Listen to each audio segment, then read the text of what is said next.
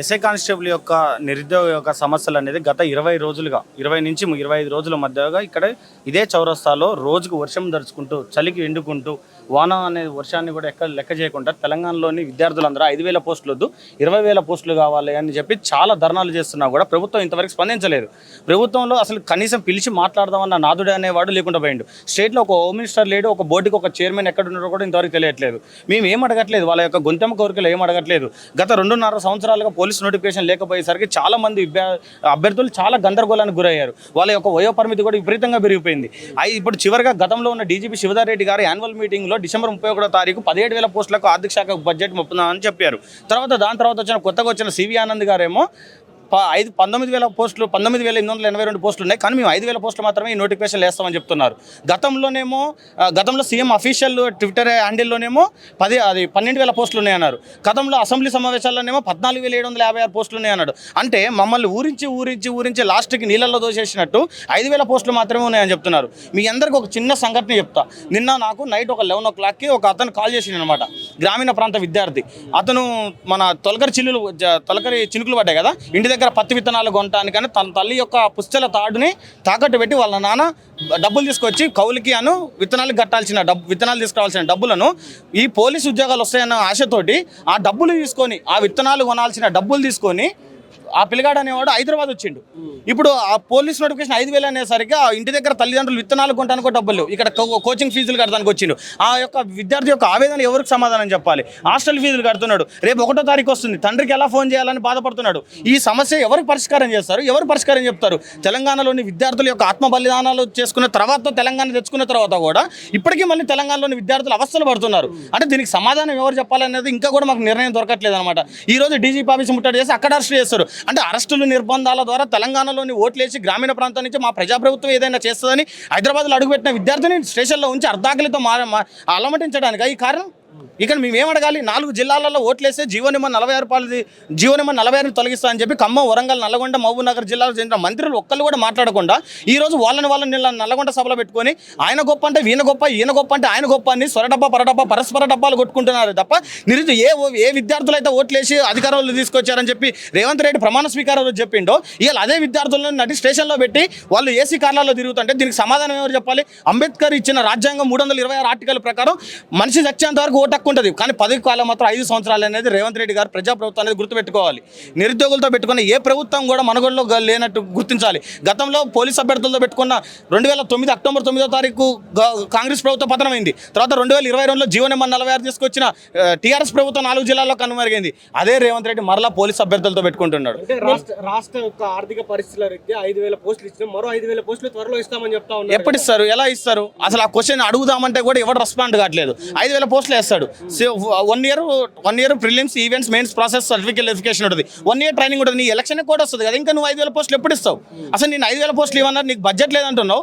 నిన్న పోయేమో మెస్సీ అంటారు, అందాల పోటీలు అంటారు, మూసీ సుందరీకరణకు 1,00,000 మూసీ సుందరీకరణ చెప్పినావు. నువ్వు ఎలక్షన్లో నిరుద్యోగులకు 2 లక్షల ఓట్లు వేస్తా అంటే 30 × 3 లక్షలు కనపడి 90 లక్షల ఓట్లు వేస్తే నీకు 90 సీట్లు వస్తాయన్న నువ్వు ఈరోజు మూసీ సుందరీకరణకి 1,50,000 కోట్లు పెడతా అంటావు, ఇంకా దేనికైనా డబ్బులు ఉంటాయి అంటావు, నన్ను బీక దినాలేవు అంటావు, కానీ నువ్వు వేసే పాయింట్ షెట్ల ఖర్చులు మాత్రం ఉంటాయి. మా యొక్క అప్లికేషన్ 12 లక్షల మందికి నువ్వు అసలుకి మా 5,000 పోస్టులు ఎట్లా పంచుతో చెప్పిన తర్వాత మాత్రమే నువ్వు నోటిఫికేషన్ ఇవ్వాలని మేము అభ్యర్థులను ప్రశ్నిస్తున్నావు. ఇన్ని రోజుల నుంచి ఇక్కడ కూర్చుంటున్నావు, మధ్యాహ్నం కంటి నిండా నిద్రపోక స్టడీ హాల్లో గుండెల బగులుతోనే నైట్ అర్ధరాత్రి పూటలు ఎప్పుడు నోటిఫికేషన్ ఇస్తాడని చెప్పి గుండె మీద చేసుకొని బతకాల్సి వస్తుంది. హార్ట్ అటాక్ ఏమైనా వస్తుందేమని చెప్పి నువ్వు 5,000 పోస్టులు ఇస్తా అంటున్నావు. నిన్ను ఎవడు అడిగిండు అసలు 5,000 పోస్టులు ఇవ్వని చెప్పి? నువ్వే కదా 17,000 పోస్టులు ఉన్నాయి, 14,000 పోస్టులు ఉన్నాయి, 19,000 పోస్టులు ఉన్నాయని పేపర్కి ఇచ్చింది. ఈ రోజు నువ్వు ఇస్తున్నావు. మా యొక్క పరిస్థితి ఏంది? ఓట్లేసిన మేము ఏం పాపం చేయాలి? సిటీ సరౌండింగ్స్లో 3,000 పోస్టులు వేస్తే, గ్రామీణ ప్రాంత విద్యార్థులకు 29,000 పోస్టులు ఇస్తే మా యొక్క పరిస్థితి ఏంది? జీవోనిమ్మని 46 తొలగించలేదు, ఏజ్ రిలాక్సేషన్ ఇస్తావో తెలియదు, మళ్ళీ పోస్టులలో ఇంకేం మెలకలు పెడతావో తెలియదు. అసలు మేము ఊపిరి పట్టుకొని గుండె మీద చేసుకొని బతున్నాం. ఒక్కసారి దిల్షా వచ్చి హాస్టల్లో అన్నం తినమనండి, సాయిబాబా టెంపుల్ అర్ధాకిళ్ళతో ఒక్క పూట అన్నం తిని స్టడీ హాల్లో వెన్నుముక విరిగేలాగా కూర్చొని చదువుతున్నాం. మా యొక్క పరిస్థితి ఏంది? ఈవెంట్స్ మీద ఆధారపడ్డ వాళ్ళకే గ్రే హౌన్స్లోంచి 2,500 పోస్టులు తీసేసి ఆ పోస్టులు కూడా నువ్వు కలిపేస్తే, గ్రే హౌన్స్ క్యాన్సిల్ చేస్తే మాకు రావాల్సిన 2,500 పోస్టులు కూడా నువ్వు లాగేసుకుంటే మా యొక్క పరిస్థితి ఏంది? గ్రామీణ ప్రాంతాలలో ఒక కానిస్టేబుల్ ఉద్యోగం వస్తే తల్లిదండ్రులు ఊళ్ళో గౌరవం ఉంటుందని చెప్పి మేము కష్టపడి ఇక్కడికి వచ్చినామన్నా. కానీ ఇంటి దగ్గర తల్లిదండ్రులు ఇప్పుడు విత్తనాలు కొనే పరిస్థితులు కూడా లేకుండా ఆ డబ్బులు మాకు కడుతుంటే 1వ తారీఖు ఫోన్ చేస్తుంటే బాధేస్తుంది అన్న. తల్లి యొక్క పుస్తల తాడుని పసుపు తాడుగా మార్చిన దౌర్భాగ్యం పరిస్థితి ఏర్పడదన్న. అయితే ఇక్కడ నిజమైన అభ్యర్థులు ఎవరైతే ఉన్నారో, నిజమైన అభ్యర్థులు అందరూ చదువుకుంటా ఉన్నారు, ఎవరైతే రాజకీయాలు చేయాలనుకుంటా ఉన్నారో, ఒక పార్టీ కొమ్ము కాసుకుంటే వాళ్ళు చెప్పినట్టు వినుకుంటా ఇక్కడ ధర్నాలు రాస్తారోకోవాలంటూ కూడా రోడ్ మీద నాన్సెన్స్ చేస్తా ఉన్నారు. నిజమైన అభ్యర్థులు చదువుకుంటున్నారని వాళ్ళు అంటా ఉన్నారు. నిజమైన అభ్యర్థులు ఎక్కడ చదువుకుంటున్నారో ఒకసారి రేవంత్ రెడ్డి దిల్షుఖ్నగర్ వస్తే సమాధానం చెప్తాం. ఏసీ రూమ్లలో కూర్చొని కాదు. ఆ రోజు ఇదే ఆకాష్, ఇదే నేనే గుర్తుండే ఆయనకి బస్ యాత్ర చేసిన 4 జిల్లాలలో దెబ్బలు తిన్నాం బీఆర్ఎస్ తోటి. ఆ రోజు దేవుళ్ళలాగా కనపడ్డాం, ఈ రోజు దయాలాగా కనపడుతున్నావా? ఆ రోజు నిరాదీక్షలు పెట్టించింది మీరే కదా, విత్ సాక్ష్యాలతో సహా చూపించినాం కదా. అదే ఈ రోజు పిసిసి మహేష్ కుమార్ గౌడ్ ఉన్న అతనే మాతోటి అది మన ధర్నా చౌక్లో ధర్నా పెట్టించింది కదా తన అఫీషియల్ లెటర్ తోటి. తన పదవుల కోసం నిరుద్యోగులు వాడుకొని పదవిలోకి వచ్చిన తర్వాత నిరుద్యోగం మీద నిందేయొద్దు. అసలు నిరుద్యోగం అనేవాడు ఏ పార్టీ? ఈ పార్టీ అంటారు, ఆ పార్టీ అంటారు. నిరుద్యోగం అనేది ఐడెంటిటీ కార్డు ఇవ్వండి, పలానా పార్టీ అని మా మీద ముద్రాన్ని వేస్తారు కదా. ఏ పార్టీ? ఆ రోజు మీకు పనిచేసినప్పుడే మేము కాంగ్రెస్ పార్టీ, ఈ రోజు మీకు వ్యతిరేకంగా మీరు ఇచ్చిన హామీలను ప్రశ్నించినందుకు మేము ఈ పార్టీగా. నిరుద్యోగుడు ఏ పార్టీ కాదండి. తెలంగాణ వచ్చిన కాంచి నష్టపోతుంది ఏకైక వాడు ఎవడంటే తెలంగాణలో విద్యార్థులు ఆత్మ బలిదానాలు చేసుకుంటూ వచ్చింది. ఏ రాజకీయ నాయకుడు ఎందుకు చేసుకోవాలి ఆత్మ బలిదానాలు? ఏ రాజకీయ నాయకుడి కుటుంబాలు ఎందుకు చచ్చిపోలే? 1200 మంది విద్యార్థులు 1200 మంది విద్యార్థులు నల్లగొండ శ్రీకాంతాచారి చచ్చిపోతే కానీ తెలంగాణ వచ్చి ఉద్యమం వచ్చినప్పుడు ఏ రాజకీయ నాయకుడు చచ్చిపోలే కదా. వాళ్ళు బాగుపడ్డారు, వాళ్ళ కుటుంబ ఆస్తులు బాగుపడ్డాయి, వాళ్ళు బాగుపడ్డారు, అందరు పదవులు వచ్చినాయి, వాళ్ళ చుట్టాలందరికీ వచ్చినాయి. కానీ ఈ రోజుకి ఇంకా ధర్నాలు చేస్తున్నది ఇంకా ఎవడైనా ఉన్నట్టే తెలంగాణలో నిరుద్యోగి మాత్రమే. ఇంకా ఎందుకు ఆగట్లేదు ఈ ధర్నాలు? అర్ధాకలతో మాట్లాడి పేగులు కూడా అలమటిస్తున్నాయి కదా. ఇంకా నోటిఫికేషన్ వస్తుందని ఈ సిచువేషన్ లో ఎందుకు నమ్మకం లేదు? దమ్ముంటే రిలీజ్ చేయమని చెప్పు. 5000 పోస్టులతో నోటిఫికేషన్ రిలీజ్ చేసి ఎట్లా పంచుతాడో పంచమని చెప్పు. కొడంగల్లో గెలుస్తాడా? మళ్ళీ ఎక్కడైనా గెలిచే దమ్ము ధైర్యం చేస్తాడు? భయపడుతున్నాడు. అందుకని 23వ తారీఖు ఆపిండు. జూలై 2వ తారీఖు క్యాబినెట్ మీటింగ్ ఉంది. అందులో కనుక నువ్వు చాయ్ బిస్కెట్లు కాదు, నువ్వు 5000 పోస్టులని నువ్వు ఇంకా తీసుకో. ఆగస్టు 15 తీసుకో. ఒక నెల రోజులు టైం మేము కూడా ఎమ్మటే పెట్టారు. జూన్ 2 వరకు జూలై 2 లాస్ట్ జూన్ 2 వరకు డెడ్ లైన్ పెట్టారు, ప్రభుత్వం స్పందించలేదు. జూన్ 2 వరకు డెడ్ లైన్ పెట్టినాం అన్న. కానీ ప్రభుత్వం ఏంటంటే 20,000 30,000 ఇంకా పాడిందే పాట 60-70,000 అంటారు. కానీ తెలంగాణ విద్యార్థులు పిహెచ్డీలు స్కాలర్షిప్లు చేసిన స్కాలర్స్ అందరూ ఉన్నారు. దయచేసి 60,000-70,000 అంటే ఏ రోజుకైనా పతనం అనేది ఉంటుందన్న. మనకి పదవిలో ఉంది కానీ ఏం మాట్లాడితే అది నిజం అలా అయిపోవు. ఎందుకంటే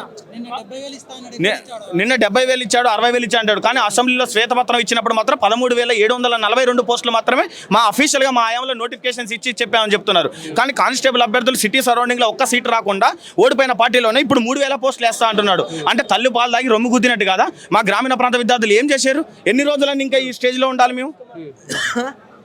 ఇంకా ఎన్ని రోజులు ఈ స్టేజ్లో ఉండాలని అన్న. మ్యాగజైన్ కొనుక్కోలేక, బుక్స్ కొనుక్కోలేక, అర్ధాకలతో గ్రౌండ్స్లలో ఉరకలేక ఏమి తిప్పాలన్నా ఏమి?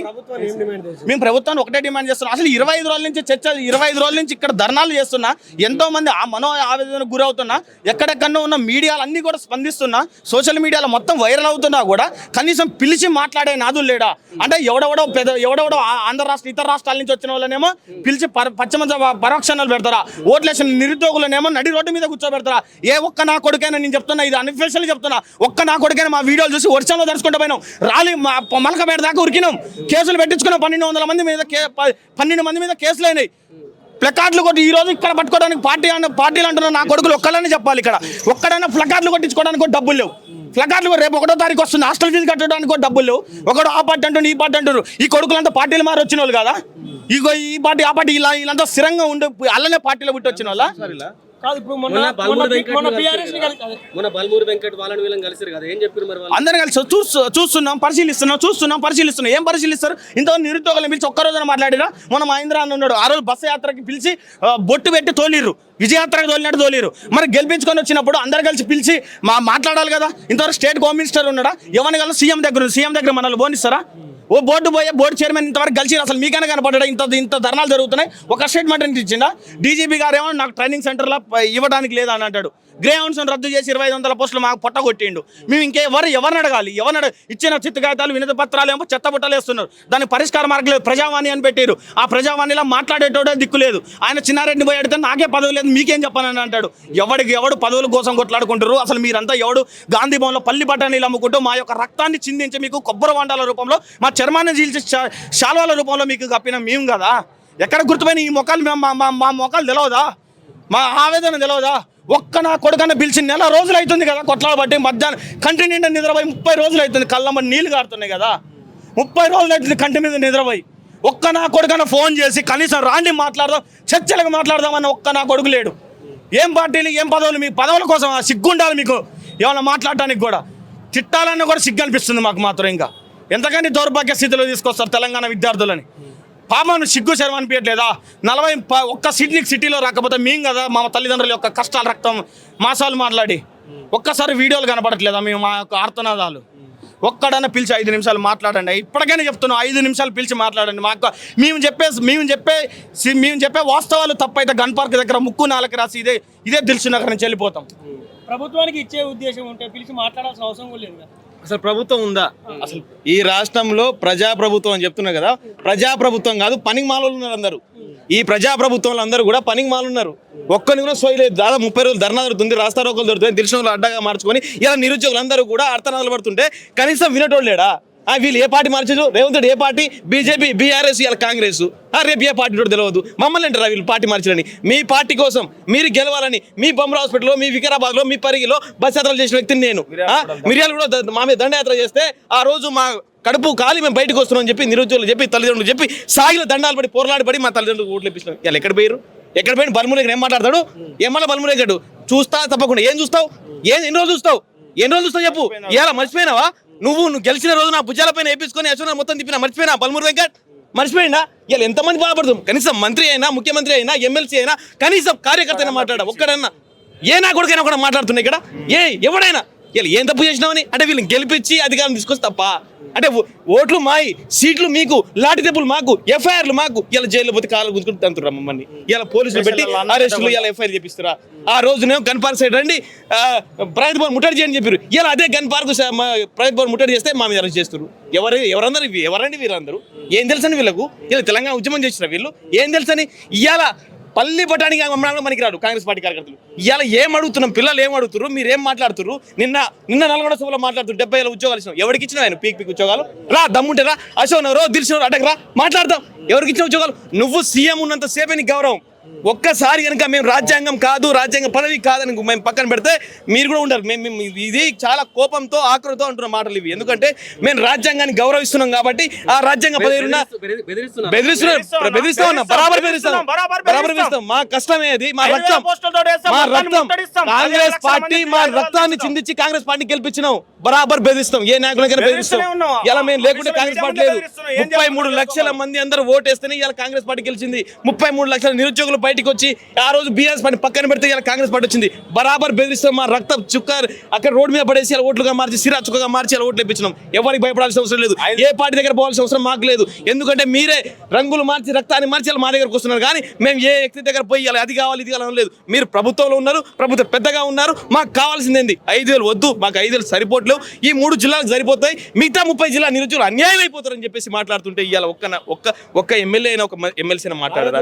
బల్మూరు వెంకట్ని కలిసినప్పుడు మీరు ఒక పార్టీకి అఫిలియేటెడ్ ఉన్నారు అంటూ కూడా ఆయన కామెంట్ చేశారు. ఏం బల్మూరు వెంకట్కి మేము బల్మూరు వెంకట వెనక తిరిగినప్పుడు గుర్తురాలేదు పార్టీలో? ఆ రోజు బల్మూరు వెంకట మేము భుజాల పైన వేసుకున్నాం కదా, కోదండరామ్ సార్ భుజాల వేసుకుని అశోక్ నగర్ చౌరస్తా ఆర్టిస్ట్ కార్డు వరకు భుజాల పైన వేసుకున్నాం. ఆ రోజు గుర్తురాలేదు పార్టీలు? మరి రాహుల్ గాంధీ వచ్చిన పార్టీ గుర్తురాలేదా? ప్రియాంక గాంధీ వచ్చిన పార్టీలు గుర్తురాలేదా? ఆ రోజు మీరేం చేసారు? అప్పుడు ఏ పార్టీ? అసలు నిరుద్యోగి పార్టీ ఉంటుంది అసలు? ఆ క్వశ్చన్ వేయడానికి ఏదంటే ఒక నింద మోస్తే, ఒక ఇది చేస్తే, ఒక వీళ్ళు భయపడాలి. ఎవరు భయపడాలి? ఎవరికి భయపడాల్సిన అవసరం కూడా లేదు. ఇది తెలంగాణ రక్తం. ఇది నిధులు నియామకాల కోసం కొట్లాడించిన తెలంగాణ. మీరు కనుక మమ్మల్ని బెదిరించి కేసులు పడేస్తే ఇంకా మీకంటే పెద్ద హీరోలే అవుతాం. కానీ ఎవరికి భయపడాల్సిన అవసరం లేదు. మీరు బరాబర్ 19,000 ఉద్యోగాలు ఇవ్వకపోతే మీకు చెప్తున్నా వినండి రేవంత్ రెడ్డి గారు, మీ ప్రభుత్వానికి రోజులు లెక్క పెట్టుకోండి. రోజులు లెక్క పెట్టుకోవాల్సిందే. మీరు ఎన్ని రోజులు ఉంటారో అన్ని రోజులు మీరు లెక్క పెట్టుకోవాల్సిందే. బరాబర్ 19,000 ఉద్యోగాలు ఇచ్చిరనుకో మేమే భుజాల పైన వేసుకొని ఇక్కడే పాలాభిషేకం చేసి రేవంత్ రెడ్డి గారు మా హీరో అని చెప్తాం. మీరు గనక అదే గనక 5,000 ఇస్తా, 6,000 ఇస్తా, 7,000 ఇస్తా, నేను నగరాలు మాట్లాడాను. రోజులు లెక్క పెట్టుకోమంటున్నారు. 2034 వరకు ఆయన ఒక టైం పెట్టుకున్నాడు కదా. ఉన్న 2 సంవత్సరాలు ఉన్నామని చెప్పు. నేను కూడా సీఎం అయితేనా 2034 నేను ప్రధానమంత్రి అయితే మీరు నమ్ముతారా? ఇవన్నీ ఉత్తమ మాచెట్లు. భయం, గుండెల్లో భయం పరిగెడుతుంది, రైలు పరిగెడుతున్నాయి. నిరుద్యోగులు ఏం చేస్తారని చెప్పేసి నేను కూడా 2030 నేనే సీఎం అంటాను. మీరు నమ్ముతారా? ఎవరిని ఒక సీఎం అంటే ఒక మాట బేస్ ఉండాలి, ఒక అర్థం ఉండాలి. 34 ఏం చేసినని ఇలా నిరుద్యోగులు మోసం చేసిండు, తల్లిదండ్రులు మోసం చేసిండు, రైతులను మోసం చేసిండు. ఎవరిని రేవంత్ రెడ్డి కన్నా కొడుకుంటే తెలిసేది.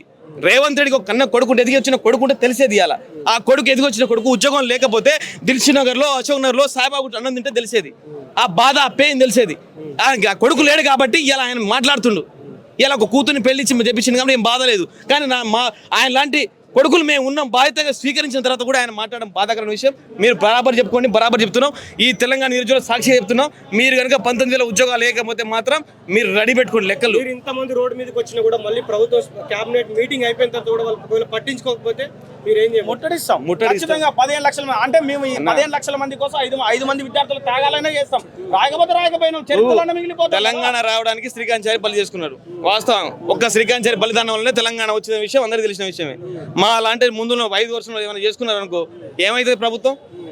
జైల్లో పెడతారు. ఏం పెడతారు? జైల్లో పెడతారు. అరే మా తల్లిదండ్రులు ఎంత బాధపడదు తెలుసా? ఇలా టీవీలో కనబడితే బాధ అనిపిస్తుంది. ఏమని ఏం చేస్తున్నావు కొడక నువ్వు టీవీలో ఏం చేస్తున్నావు అని చెప్తున్నారు. అరే చదువుకోవాల్సిన మైక్ ముందు మాట్లాడే పరిస్థితి ఎందుకు వచ్చింది? ఇలా రోడ్డు మీద రావాల్సిన పరిస్థితి ఎందుకు వచ్చింది? దాని గురించి మాట్లాడండి మీరు. ఎంతసేపు వాళ్ళు చెప్తున్నారు వీళ్ళు చెప్తున్నారు. వీళ్ళందరూ కూడా పార్టీలు మారొచ్చినలే.